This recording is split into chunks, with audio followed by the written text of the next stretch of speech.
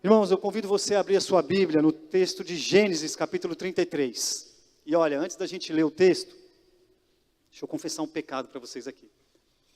Eu gosto muito de história. Quem está mais próximo de mim sabe. E eu gosto de conhecer as pessoas pela história. Então, quando eu conheço muitas histórias aqui, eu olho para o rosto de vocês, eu falo, esse aqui eu sei a história, esse aqui eu preciso saber a história dele. Esse aqui eu sei mais ou menos. Eu sei que o Diego é botafoguense roxo, sofreu demais. A gente pensou que seu time ia ser campeão, né, Diego? Me iludiu, Botafogo me iludiu ano passado, te iludiu também, né? Eu gosto de conhecer as pessoas pela história. E nós somos cristãos. É importante para a vida cristã que a gente conheça a nossa própria história. E a Bíblia, ela não deixa de ter um teor histórico, principalmente no Antigo Testamento, onde narra a história do povo de Deus.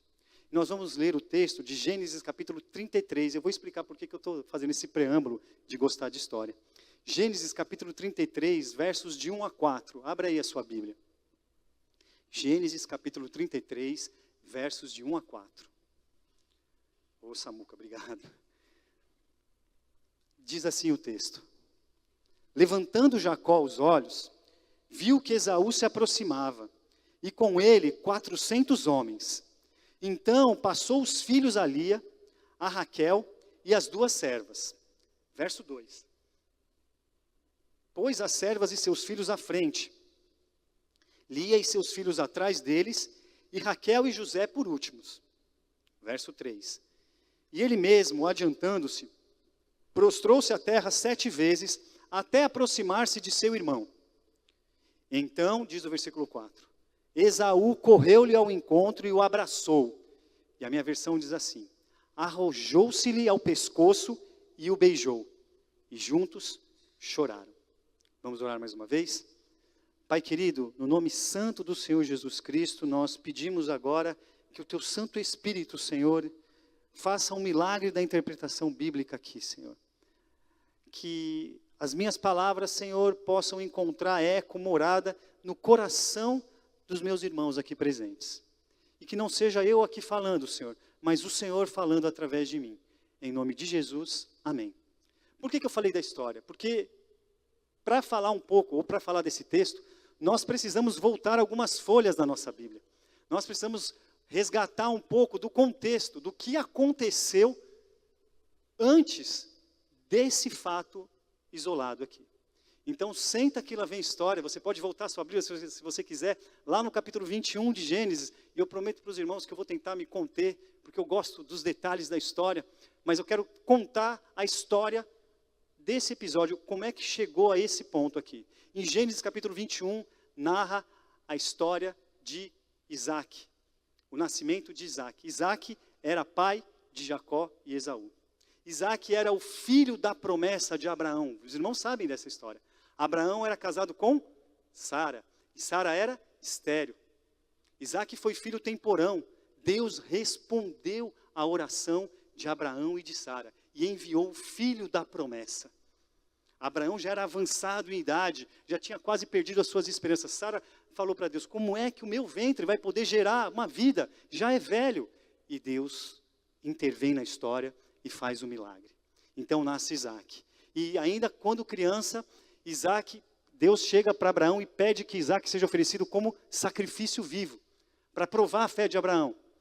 E Abraão não hesitou, o texto diz, vocês podem voltar a sua Bíblia lá, e vocês vão ver que Abraão não hesitou, e levou Isaac até um monte, e quando ele se preparou para executá-lo, Deus mais uma vez intervém na história, envia o cordeiro, e ali ele fala, eu sei onde está o seu coração. O texto segue, Isaac cresce, perde a mãe, fica desolado. Abraão pede para que o seu servo vá numa terra vizinha e encontre uma esposa para ele. E aí começa uma nova história. A história de Isaac e Rebeca. E o texto é tão especial, tão maravilhoso, que ele diz que eles se apaixonam só de se olhar. Porque eles não conheciam, eles não se conheciam.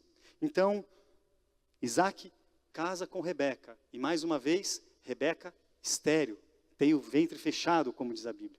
Eles oram a Deus, Deus ouve a oração deles e aí envia gêmeos.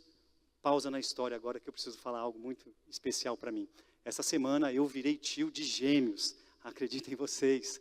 Minha irmã estava grávida e completou dia 16 de maio, quinta-feira, dia do aniversário da minha mãe, nasceu os gêmeos, Helena e Benício. Lá em São Paulo, eu quase fui para São Paulo, irmãos, então uma alegria total. Está todo mundo bem lá, minha mãe está se sentindo a melhor vó do mundo, né? Nasceu uns gêmeos no dia do aniversário dela. Fecha parênteses, volta para a história. Então, uma gestação gemelar. Mas não era uma gestação comum, os irmãos sabem, os irmãos conhecem a história. Eu estou tentando resumir o máximo. Existia algo acontecendo aqui no ventre da mulher. E aquilo incomodava um pouco. Até que a mãe dos gêmeos procura o Senhor e fala, Senhor, tem alguma coisa acontecendo, o que está acontecendo aqui? E Deus responde a ela, dizendo, olha, 2 nações estão se formando no seu ventre. E uma vai ser maior que a outra. E elas vão se dividir. E o mais moço vai se sobressair sobre o mais velho, e ele vai se curvar ao mais novo. Então aquilo causa uma incerteza no coração de Rebeca. Ela tem os filhos. O primeiro que nasce, os irmãos sabem, é Esaú. Ele nasce ruivo e coberto de pelo. Por isso que ele recebe o nome de Esaú, que ele tem a pele coberta de pelo, bastante peludinho. O segundo que nasce, o mais novo, quem é? Jacó. E ele nasce como? Agarrado ao calcanhar do irmão. Jacó, o significado do nome Jacó, em algumas traduções, tem a ver com aquele que nasceu agarrado pelo calcanhar, e também, em algumas traduções, ele tem a conotação de o usurpador, o enganador. E o tempo passa, os meninos crescem, Esaú se torna um exímio caçador, tem habilidade do campo de caçar, e Jacó tem um temperamento mais caseiro, fica em casa. E o texto diz que um certo dia, Isaac está cozinhando um guisado, e Esaú um ensopado, e ele volta da caça, quase desfalecendo, porque estava com muita fome, e fala para Isaac, por favor, me dá um prato de comida, e ele fala, não. Jacó, perdão. E ele fala assim, não, eu só te dou se você abrir mão, se você me passar o seu direito de primogenitura.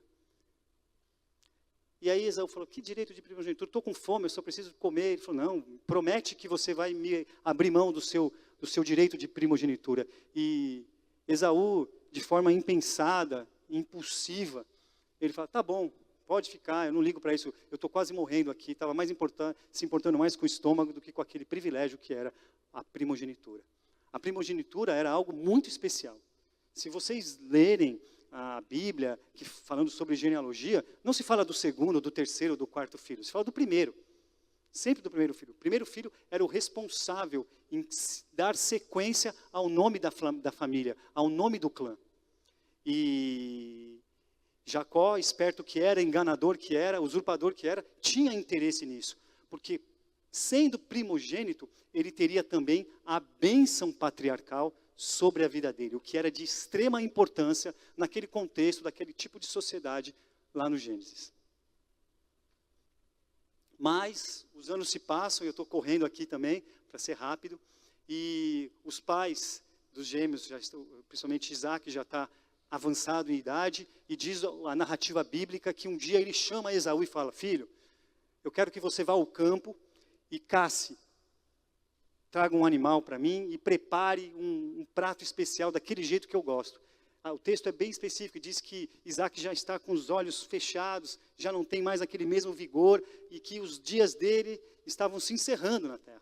Então, Esaú obedece o pai e vai para o campo caçar. Rebeca, atenta, a mulher atenta que era, ela escuta a conversa e vê ali uma janela de oportunidade para fazer algo que beneficiasse o seu filho mais novo, Jacó. O texto também diz que Rebeca tinha preferência por Jacó e Isaac por Esaú. Então ela chama Jacó e convence Jacó, fala assim, olha, nós vamos fazer algo aqui para você receber a bênção do patriarca. vai até lá o curral, pega um animal, eu vou preparar um prato bem gostoso para o seu pai, e você vai receber a bênção patriarcal. E aí ele falou, mãe, não vai dar certo isso, porque eu sou diferente do meu irmão. Primeiro, ele é muito mais peludo do que eu. Ela falou, não, eu tenho um plano. E aí pegou a pele do animal, pediu para ele cobrir o braço, a mão e o pescoço. Pegou uma roupa de Esaú, colocou em Jacó e preparou o guisado e foi até. Então, Jacó leva o prato de comida até o pai e o pai fala, quem está aí? Não consigo ver direito. Ele fala, sou eu, Esaú. Ele fala, mas a voz é de Isaac, chega mais perto para eu ter certeza. E aí o texto diz que Isaac põe a mão sobre a mão de Jacó, e ali tem a pele do animal. Ele fala, realmente, é a mão peluda, igual de Esaú. Então ali naquele momento, ele come aquela comida, e ele abençoa o usurpador, o enganador. Ele abençoa Jacó. Jacó recebe a bênção patriarcal. E aí os irmãos já imaginam o caos que isso pode trazer, ou traria. Logo que ele sai daquela cena, quem volta do campo, Esaú volta, prepara a comida, e quando ele leva para Isaac, Isaac não entende nada, fica confuso. O que está acontecendo? Por que isso? Você acabou de sair daqui. E aí Esaú entende que era mais uma vez o seu irmão agindo pelas costas dele. Os irmãos são capazes de imaginar o sentimento que ficou em Esaú. Esaú ficou irado. O texto diz lá no capítulo 27 que Esaú chegou a declarar que iria matar Isaac. E que só não faria isso naquele momento porque traria desgosto para o seu pai. Mas como os dias do seu pai estavam se acabando na terra, ele iria esperar o pai falecer e depois ele iria matar o irmão dele. Porque aquilo que ele tinha feito era inadmissível. A mágoa que se formou no coração de Esaú era enorme. A raiva, a ira se acendeu na vida dele. A mãe, preocupada, como toda mãe viu aquele conflito familiar e deu um outro conselho para o seu filho mais novo. Jacó, é bom você sair um pouco de casa. Vá passar um tempo nas terras, na casa do meu irmão. Lá, fica lá uns dias, até que a ira do seu irmão se abrande. Rebeca também tinha medo de que o próprio filho mais novo tomasse como esposa mulheres que não eram da sua descendência. Porque o irmão mais velho, Esaú, já tinha feito isso. Então ela vai até Isaac, o pai, já velho, e fala, olha, convence Jacó a ir ficar na casa do meu irmão Labão. Lá ele vai poder arrumar uma mulher da sua própria descendência. Então Isaac fala com o filho mais novo e abençoa mais uma vez. E aí, a partir do capítulo 28, uma nova narrativa da história desse personagem tão importante para a nossa vida hoje. Então, ele tem algumas experiências, chega até a terra do seu tio, se apresenta, e ele começa a ser explorado pelo tio. Mas ele chega ali com a intenção de arrumar uma esposa também. E ele vê que o seu tio tem 2 filhas, Lia e Raquel. E ele se interessa mais por Raquel. Raquel era mais bonita do que Lia, o texto diz. Então, ele vai até Labão e fala, olha, eu tenho interesse na sua filha mais nova. Eu tenho interesse em Raquel, estou apaixonado por ela e quero me casar. E Labão era um homem muito ávido, muito astuto, experiente, um negociante, um negociador. Esse parecia carioca, dava nó em pingo d'água, esse daí, né? E ele falou assim, tá bom, mas eu tenho uma proposta, eu quero fazer um acordo contigo. Você vai trabalhar 7 anos para mim, e ao fim dos 7 anos, eu darei a mão da minha filha para você, e você vai ter direito de ser marido dela. A Bíblia diz que Jacó trabalhou 7 anos como se fosse 7 dias, que passou rapidinho para ele. E aí quando chega na data do casamento, Labão, ou Lambão, né, porque ele fez uma lambança ali, ele entrega a filha mais velha para para Jacó. E aí Jacó se deita com ela, e só depois que ele percebe isso, no outro dia ele vai e reivindica, o que você fez? Você me enganou, não está certo isso. E aí Labão, que tinha uma lábia muito boa, fala para ele, meu filho, os costumes aqui do nosso povo são diferentes. Não teria como eu entregar a minha filha mais nova antes da minha filha mais velha. não seria bom para o nome da nossa família, nem para o nome da mais velha. Ela ficaria, ela se sentiria desrespeitada, quer dizer. E seria diminuída diante da sociedade. Então faz o seguinte, não fica bravo não, vamos fazer mais um acordo. Trabalha para mim mais 7 anos. E aí, eu garanto que eu vou te dar a mão de Raquel, que eu sei que você gosta dela. Irmãos, vejam, o enganador Jacó sendo enganado pelo seu atual sogro Labão. E Isaac trabalhou mais 7 anos de forma árdua. Porque o desejo do coração dele era ter Raquel como esposa. Nesse intervalo de 7 anos, Lia teve filhos. E aí, acaba o fim dos 7 anos, ele se casa com Raquel. E mais uma vez, o que acontece no ventre de Raquel? O ventre é fechado. Eles oram a Deus, eles buscam o Senhor, e o Senhor mais uma vez intervém. Esses detalhes são importantes, porque lá na frente a gente vai conversar sobre isso. E o Senhor intervém na história, abre o ventre da mulher, e aí nasce o filho preferido de Jacó, que é José. José é um capítulo à parte na história, a gente nem dá para falar de José agora, mas essa preferência, esse amor de Jacó por José vai causar sérios problemas lá na frente, mas é tema para uma outra pregação. Então agora, Jacó concretiza o seu sonho. E aí Labão faz mais um acordo com ele. Quer que ele trabalhe, oferece um salário, mas aí a natureza de Jacó vem à tona e ele aceita esse trabalho, mas ele engana o sogro. E ele começa a produzir o seu próprio rebanho. Ele faz umas artimanhas lá, você pode ler lá no capítulo 30, 31 de Gênesis, você vai ver, 29, o que Isaac faz para aumentar o número do seu rebanho e produzir mais bezerros e bezerras. Isso incomodou um pouco o seu sogro, mas vida que segue. Então, no capítulo 31 de Gênesis, Deus fala com Jacó e fala para ele: eu quero que você volte para a sua terra, eu quero que você volte para as suas origens. Então pega a sua família, pega o seu clã e me obedece. Ele obedeceu. De acordo com a Bíblia, ele tinha passado 20 anos longe da terra de Canaã. Então ele vai até o seu sogro e fala: olha, meu Deus falou comigo e eu estou indo embora. Eu vou pegar o que é meu por direito, que a gente tem acordo, vou pegar minhas esposas, meus filhos, que são seus netos, né? E eu vou embora. E o sogro não ficou satisfeito com isso e não permitiu. E aí, mais uma vez, a natureza de Jacó veio à tona. Ele, na calada da noite, junta o seu clã e parte em direção a Canaã, escondido do seu sogro. Quando Labão descobre, ele fica irado, pega os seus homens, vai atrás de Jacó e das suas filhas e dos seus netos, só que no meio do caminho, Deus fala com Labão em sonhos e fala: você não vai tocar no meu servo.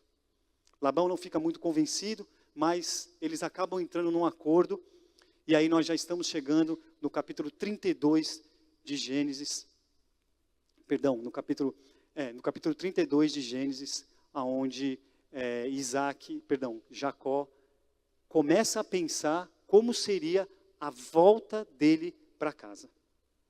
Porque, pensa comigo, vamos voltar um pouquinho, por isso que eu contei toda essa história para vocês. Por que Jacó saiu da terra dele? Ou de que forma Jacó saiu da terra dele? E saiu tranquilão? Saiu em paz? Saiu fugido. Então, existe uma pendência de 20 anos esperando por ele.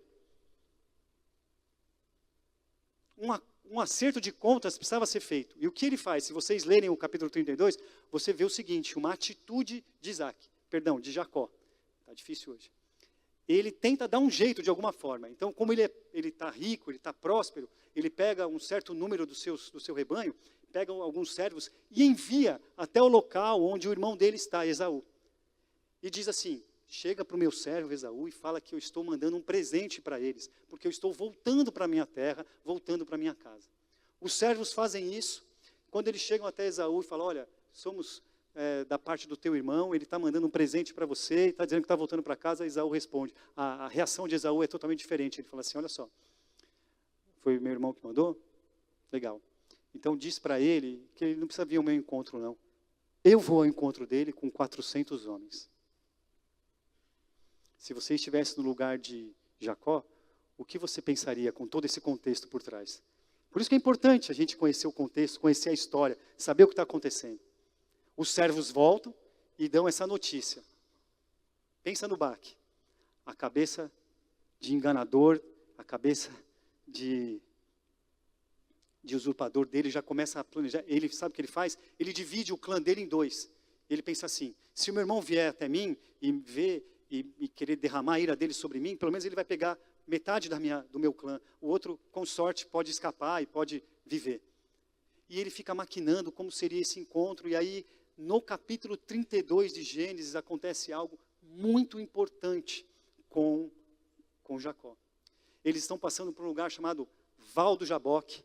E aí o texto é muito detalhista, diz que ele passa os rebanhos, passa os filhos, passa as filhas, um de cada vez, e ele fica para trás, naquele Val do Jaboque. E naquela noite, ele tem uma experiência com Deus. O texto diz que, de repente, se inicia uma luta com com um anjo em forma de homem. E diz que aquela peleja, luta, dura a noite toda. Alguns especialistas até dizem que esse é o primeiro caso de UFC da história, de que é um homem lutando com Deus. Mas, brincadeiras à parte, aquela luta que demora a noite inteira e incansável, Jacó não deixava aquele anjo se desvencilhar até o ponto de que o anjo chega e toca a articulação da coxa com o quadril aqui de Jacó. E isso traz sequelas para a vida inteira para ele, porque a partir daquele momento ele passa a mancar. E então o anjo pergunta para ele, mas por que você não está me liberando? Ele falou assim, eu não vou deixar você ir se você não me abençoar. Eu quero a sua bênção. E aí não tem como não associar isso, irmãos, ao nascimento de Jacó.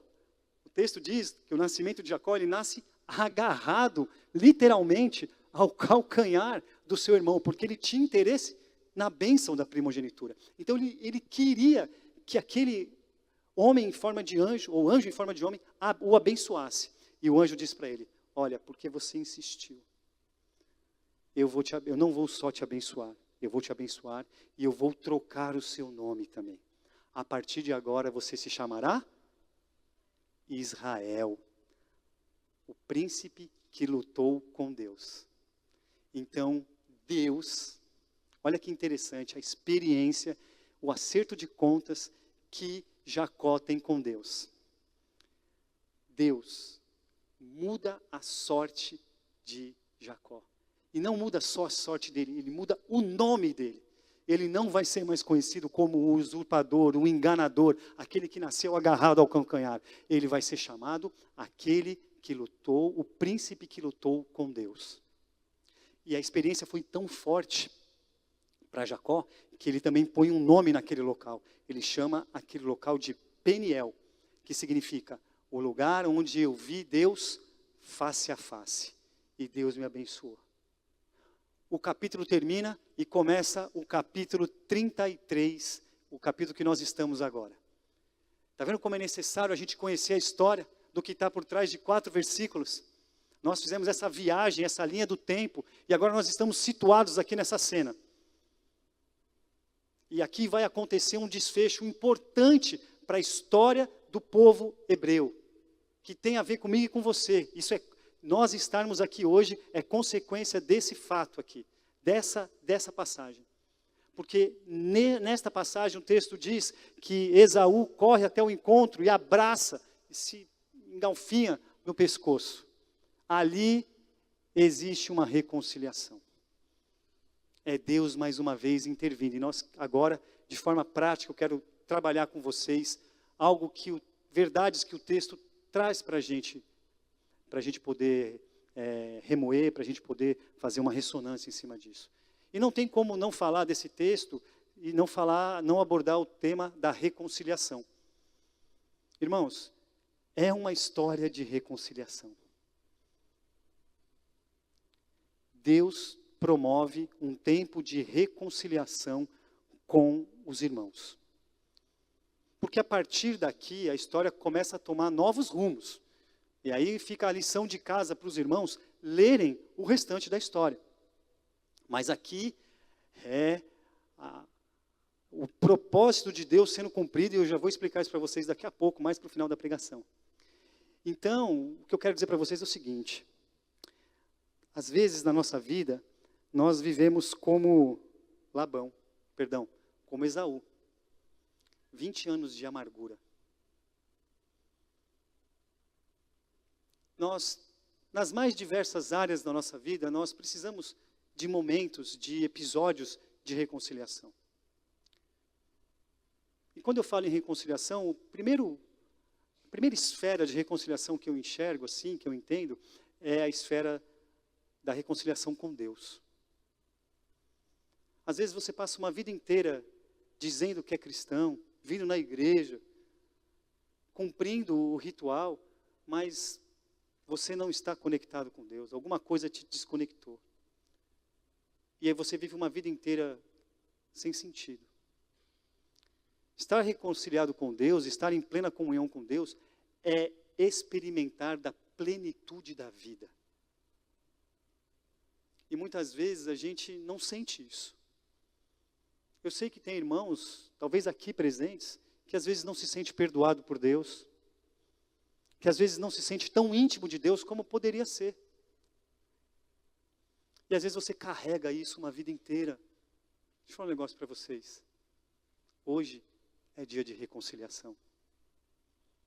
Semana passada, o Ministério de Louvor cantou uma música assim, eu não vou conseguir cantar porque senão eu vou estragar minha pregação. A letra diz assim: Deus me ama e Ele está sempre de braços abertos para mim. Saiba que Deus é Pai.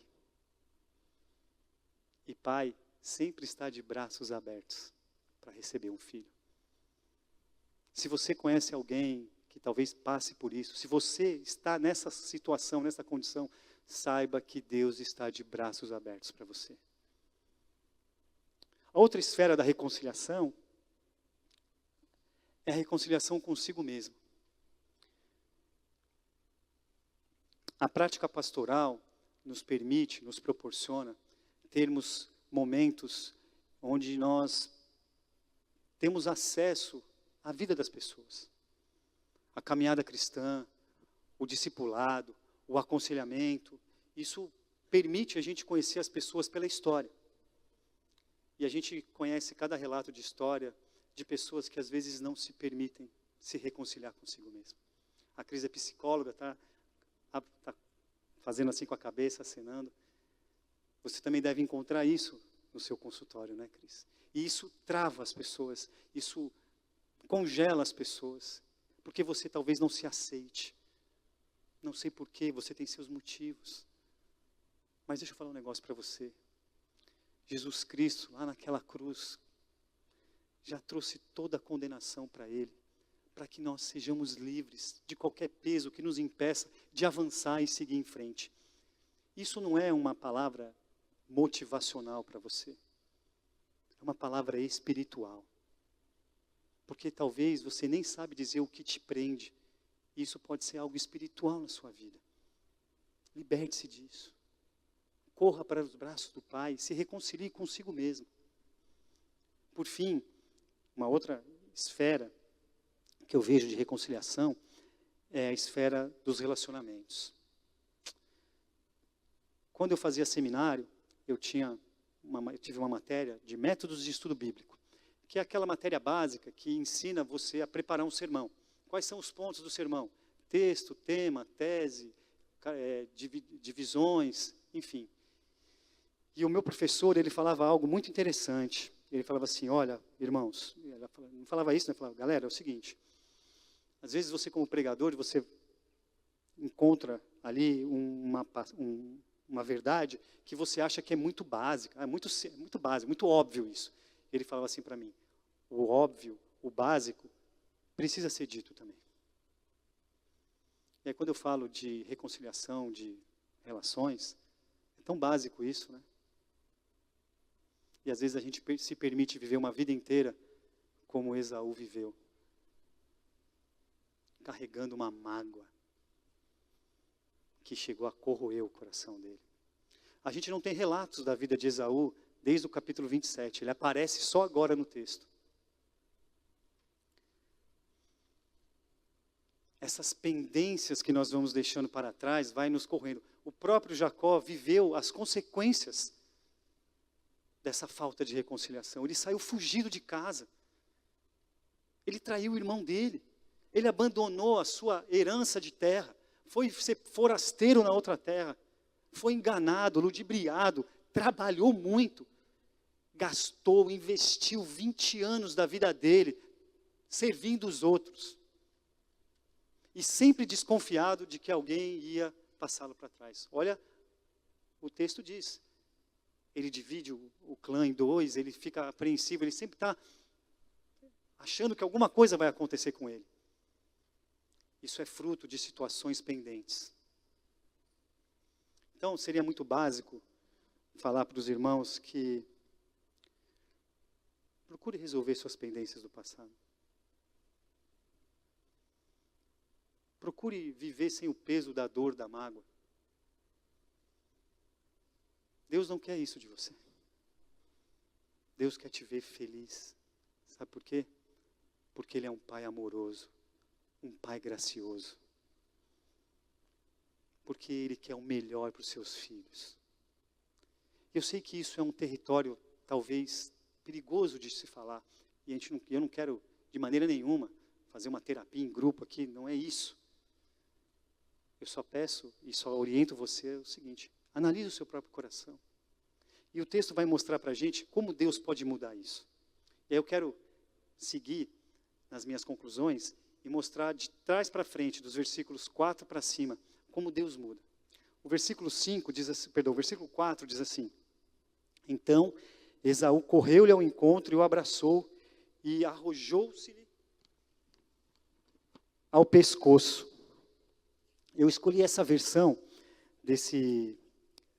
da Almeida Revista Atualizada, porque ela era a única versão das que eu pesquisei umas 6 ou 7, que usa esse verbo, arrojou-se-lhe. Quando eu digo arrojou-se-lhe, o que você imagina? Imagina que é uma coisa meio coisada assim, né? Meio estranha. Outra, talvez a sua versão diz assim: ele se agarrou, ele se lançou. Eu achei muito simples isso. Arrojou-se-lhe, dá um significado, uma coisa meio assim, forte, você está entendendo? Um negócio que parece briga, né? E eu gostei disso, eu queria usar esse exemplo aqui na minha exposição. Porque, vamos pensar no contexto. A ira de Esaú estava acesa ainda. O texto não dá, a gente chega a essa conclusão porque o texto não nos dá elementos, ele não nos dá informações. Ele só desaparece em Gênesis 27, volta agora, e ele manda um recado para o irmão, dizendo que ele vai levar 400 homens. Quem leva 400 homens para receber o irmão, cara? Ainda mais naquele contexto de Antigo Testamento. E aí o texto diz, irmãos, que Esaú corre ao encontro do irmão e se atraca no pescoço dele. Eu tenho uma filha de 5 anos de idade. E eu saio de casa todos os domingos antes dela acordar. E ela chega mais tarde aqui na igreja. Normalmente eu já estou começando o culto aqui, estou na correria. Mas todo domingo, irmãos, quando ela chega aqui na tenda, eu já estou aqui dentro, ela vem correndo assim, e ela pula no meu pescoço. Ela se arroja, sei lá como é que eu vou conjugar esse verbo aqui. É tão bom isso. Parece que ela está sem me ver faz 1 ano, assim. E Deus é muito bom comigo. E eu quis usar esse exemplo da minha filha, porque foi essa a cena que eu imaginei, no momento em que os irmãos se abraçam. Zerou a conta. Não tem mais pendência. Mas sabe quem fez isso acontecer? Foi a graça do Senhor Deus. É a doutrina da graça aparecendo aqui no Antigo Testamento. É a essência de Deus, um Deus gracioso, maravilhoso. Porque foi Deus que mudou o coração de Esaú. O texto não diz que ele falou alguma coisa, o texto só diz que ele corre e ele se lança ao encontro do irmão e o beija. Um encontro marcado entre esses dois personagens, que vai mudar para sempre a história da vida deles e a história do povo. Mas Deus não trabalhou só na vida de Esaú. Deus trabalha na vida de Jacó. Por isso que eu contei toda aquela história no começo. Jacó tem as suas escolhas, faz as suas decisões, usurpa o direito da primogenitura, sai fugido de casa, passa por maus bocados, é explorado, sai corrido da casa do sogro. O sogro vai ao encontro dele e ali eles fazem um acerto de contas. E o sogro, mesmo contrariado, libera, porque Deus interviu na história. Então Deus resolveu mais uma situação aqui. Aí, no capítulo seguinte, depois que ele faz o acordo com o sogro, ele passa pelo Val do Jaboque e ele tem um encontro com Deus. E Deus muda a vida dele. Muda o nome dele. E aí o ato final da história, e você percebe como a atitude de Jacó muda também. Porque aí eu volto ao texto e eu digo para vocês o que acontece. Levantando a cabeça, os olhos, Jacó viu Esaú, que se aproximava com ele 400 homens. E aí ele tem uma atitude diferente. Ele coloca na frente as suas servas e as suas esposas, cada uma com seus próprios filhos. Ele está dizendo assim para o irmão dele: olha, veja como Deus foi bom comigo. Veja como eu mudei. Olha para mim agora, olha aqui, isso aqui é o resultado da minha mudança. Eu estou apresentando para você a minha maior riqueza, que é a minha família. E o verso 3 diz que ele mesmo, adiantando-se depois disso, ele se prostra 7 vezes até se aproximar do seu irmão. Isso é uma atitude que só se fazia perante reis. Então Jacó está se humilhando diante do irmão dele, o tratando como rei, da forma que ele deveria tratar sempre, desde o nascimento. Mas isso só aconteceu depois que Deus tratou Jacó nos mínimos detalhes. E ali Deus muda a natureza de Jacó também. Muda o nome dele. E o resultado foi a reconciliação. Essa reconciliação permite que a história continue sendo contada. Essa reconciliação mostra que só Deus é capaz de mudar corações e mentes. É só Deus que pode mudar a nossa história. Não tem nada. Você pode se esforçar, você pode procurar, mas se Deus não agir na tua vida, na tua história, teu coração não muda. Sabe por quê? Porque o nosso coração é contaminado com o vírus do pecado. E se não for a graça, a misericórdia, o amor e a intervenção de Deus no nosso coração, irmãos, a mudança, me desculpe, ela não é genuína e verdadeira. E eu termino a minha mensagem apontando para Jesus. Porque dessa reconciliação, a história continua no seu curso, e a raiz, a semente da descendência do Redentor segue. Então, dessa reconciliação, as 12 tribos se estabelecem, da tribo de Judá sai a descendência do nosso Redentor, Senhor Jesus Cristo. E no nascimento de Jesus, que é conhecido como a plenitude dos tempos, Deus tem um encontro marcado com a humanidade. E aí a doutrina da redenção vem à tona. O Redentor vive. Promessa que foi feita lá no Gênesis, que da semente da mulher sairia aquele que iria esmagar a cabeça da serpente. Olha como a Bíblia conecta tudo. Deus nunca perde o controle da situação. Ele sempre intervém para que o propósito de redimir a humanidade se estabeleça. Em Jesus Cristo nós temos paz com Deus. O Emanuel está conosco. Emanuel, Deus conosco. A ordem começa a ser restaurada. O nosso Redentor vive. Ele se fez carne, encarnou, cresceu, habitou entre nós. Obedeceu a Deus. Propagou o reino de Deus, o reino do seu Pai. Se entregou como sacrifício vivo. E teve um encontro marcado com a morte. Mas a morte não o venceu. 3 dias depois, ele ressuscita e hoje ele está vivo. Ele vive. E é por isso que a cruz que tinha aqui, não está mais aqui, essa cruz é vazia. Porque nós cremos num Deus vivo que está lá de cima, preparando morada para que um dia eu e você estejamos juntos na eternidade com Ele. Louvado seja o nome do Senhor Jesus Cristo.